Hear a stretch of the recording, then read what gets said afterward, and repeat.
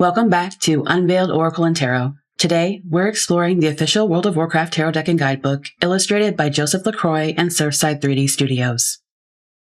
The guidebook was written by Ian Flynn, who was kind enough to speak with me about his experience writing for this deck.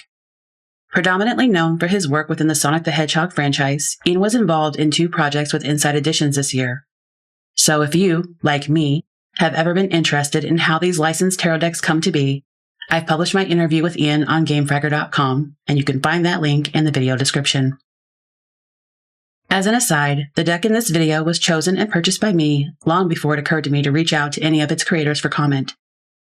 That said, let's go ahead and take a closer look at the World of Warcraft Tarot. As a longtime player of the game, the marbling along the box puts me in mind of Stormwind, which is inarguably one of the most iconic Alliance cities in the game. Unlike some of the other decks in my collection, this box gives very little away about its contents in the description. It does have a few small previews of the cards on the back, but these teeny images do not do the actual cards much justice, and you'll see what I mean a little later.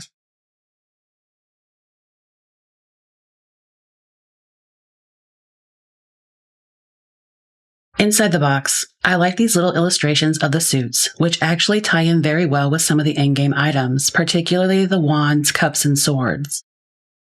We also have a nod to the 2 main factions of the game, the Horde and the Alliance.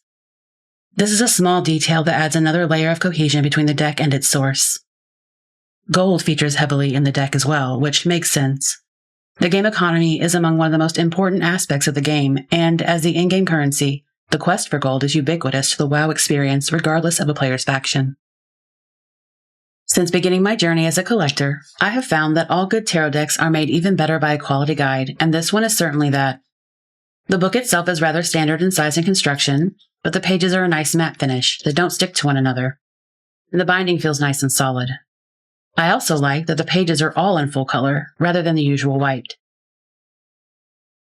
Inside we have an introduction, a brief how-to, as well as 3 thematic spreads adapted by the author.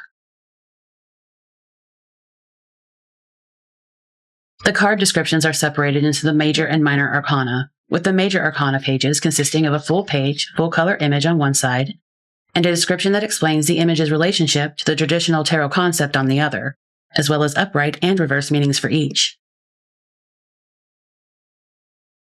The minor arcana are somewhat condensed, with each suit receiving an overview, and each card displayed in full color above its upright and reversed meanings. Overall, the guide follows what one would typically expect in terms of format and construction, provides meaningful insights that are relevant to its source but usable by anyone, regardless of their familiarity with the game itself. Over the past year and a half, I've collected quite a few decks, and it's made me feel as though I know what to expect, but I was actually pleasantly surprised by these card backs. This is the first time in my admittedly limited experience that I've encountered a set of cards that incorporates both glossy and matte finish. And I don't point it out just because of how it looks. There's a practical element to this choice that I also really appreciate. This makes them so much easier to shuffle than any other set of cards I own. The cardstock, too, is a heavier weight, which might play into that as well. But both of these features working together make these cards feel very durable. I feel like they'd be an ideal candidate for daily use. On the flip side, there's another surprise untold by the box, a vibrant gold filigree border. The previews gave nothing of this feature away, which is kind of a surprise since it's such an attractive detail. As for the artwork, you got a glimpse of it in the guide, but every illustration looks like a watercolor painting. These could have easily gone in a completely different direction to make it as true to the game world as possible, but by choosing to break with that expectation, this artistic choice sets the WoW Tarot apart from others in its category. So let's take a closer look with the flip through.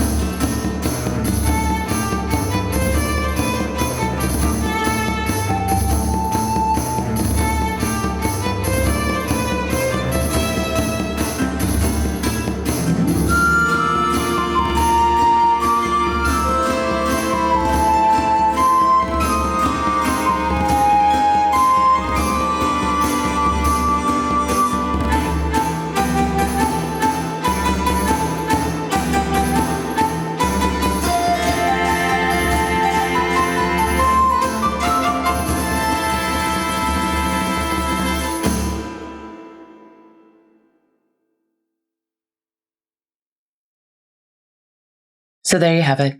The World of Warcraft Tarot and Guidebook is undoubtedly a very nice collector's item, but it is also a very usable tarot deck. I'd like to give another big thank you to Ian Flynn, aka Bumble King Videos here on YouTube, for sharing his experience in writing the guidebook. Hopefully, there will be other opportunities to interview more creators in the future, but for now, let me know what you think of the official World of Warcraft Tarot and Guidebook in the comments below. If you liked this exploration, then please like and subscribe to the channel to be notified when I post the next. As always, thank you for joining me, and we'll see you next time.